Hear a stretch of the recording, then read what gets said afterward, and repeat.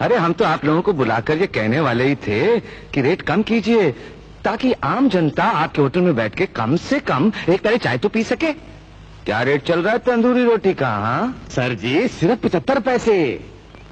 75 पैसे?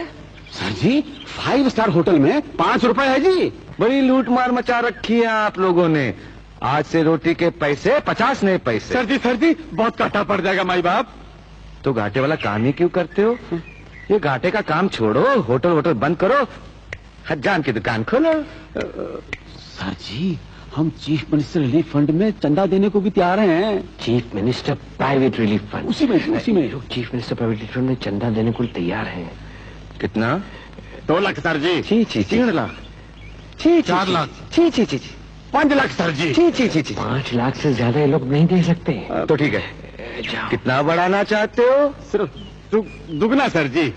तिगना बढ़ा दो। तिगना बढ़ा दे? जाओ सर जी, जाओ, हो गया मौजा। तिगना बढ़ा देंगे तो लोग पत्थर मारेंगे। मारने दो, आंदोलन करने दो, घेराव करने दो। अरे फिर ये जनता हमारे पास आएगी, ये होटल वाले भी हमारे पास आएंगे और हम दाम तिगने से दुगना कर देंगे। होटल वाले भी खुश, जनता भी खुश। बस होटल वाले खाने का दाम कम करो, खाने का दाम कम करो, खाने का दाम कम करो। होटल मालिक पेट भरे, गरीब जनता खूब भरे। होटल मालिक पेट भरे, गरीब जनता खूब भरे। प्यारे भाइयों और बहनों, हमें अभी अभी पता चला है कि खाने पीने की चीजों के दाम बढ़ गए हैं, इसलिए आंदोलन भी शुरू हो गया है। आप लोगों का आंदोलन करना सही है, लेकिन हम भी गरीबों के प्रतिनिधि हैं।